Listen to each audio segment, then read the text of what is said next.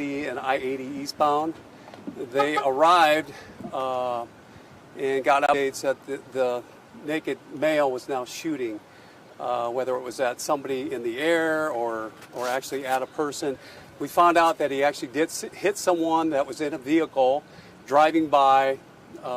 Fortunately, officers got there quickly. Our helicopter unit got there quickly, and we were able to take the suspect into custody within minutes after the incident happened on I-680 southbound as you go around the curve towards I-80 eastbound. And this is right around 11:30 a.m. today. I'm open for any questions if you have any. What do you think was going on in this driver's head? Anything that points to? So it's difficult to presume what had happened. I didn't speak to the actual suspect, but I'm thinking mental health episode. When we hear of somebody taking off their clothes and then even more so escalating into where there actually are shots fired. And the unfortunate part is the persons had driven by and he had shot at a vehicle that was driving by. That person's going to be okay. Our victim of the shooting, it could have been a lot worse. And luckily, ground units were there quickly, and our helicopter unit was there quickly, and they called out in regards to the route in which our naked suspect was running towards. We did recover the firearm, and when he was arrested without incident. Do you have his age? Right approximately in his early 30s is what I've got here. Do you know, did the victim get struck by a bullet? The victim, more than likely, either the bullet itself was hit above the chest area, and or it might have been fragments from the windshield.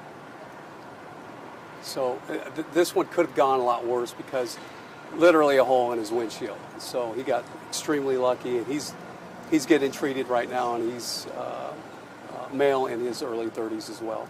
And I apologize if you said this already, I missed that first part, but was the victim attempting to drive away after being shot? The victim did drive away after the fact. Initially, the suspect had gotten into a one-car collision and hit the median. As you make that curve around 680, in turn, for some reason, he got out of the vehicle, had a firearm in his possession. He was standing in the interstate. We initially got the call as a naked male in the interstate, and then it got upgraded to shots fired, and then we had someone, we know now who the victim is, who drove from that particular area and was actually shot at and was hit in the upper body, and he's going to be okay. Age of the victim? Age of the victim is going to be early 30s as well. Do you know if that I guy, believe. Mark, did that guy try to maybe help the guy who was naked, or do you know I'm not anything about 100% that? sure. He was obstructing the interstate, so traffic was coming to a halt. A lot of things could have happened. He might have became a little bit impatient, maybe honked at the guy, or maybe he was getting ready to pull over. Anything of that sort are options that could have happened. Any other reports of the suspect trying to shoot at anybody else? No, other than that particular gentleman. I believe there was more than one casing at the scene, whether he started shooting up in the air at first or shot in the air after the fact, but our victim was able to get away. And fortunately, like I said, we just had that one person that was grazed and or hit by bullet or hit by windshield fragments. And then I just want to clarify, you said that the victim got into an accident beforehand? No, it was the suspect that was rounding that corner on I-680, hit the median, and then for some reason the truck was immovable, so he got out of the vehicle doing whatever, but he's in the middle of the road standing, and then traffic slowed down. Evidently something irritated him, shot at our victim, took his clothes off, started running, and luckily was taken into custody without incident. Our officers were quickly on scene, gave out a direction to travel. Helicopter got there within minutes. Big kudos to them, and we were able to take them into custody. Was that red pickup truck on the side? This is a red pickup, Chevy pickup, yes. Do you know how many shots were fired? I don't know. I think there was multiple casings, maybe more than one. But from what I gathered, the information that I gathered, the vehicle that was hit was struck one time.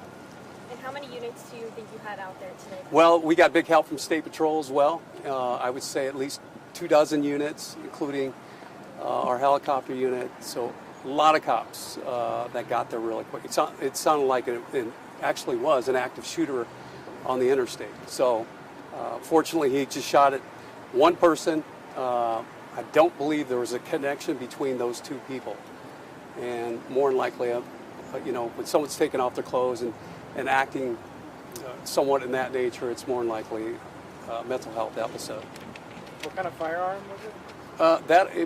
That I don't know exactly. It was a handgun, black in color.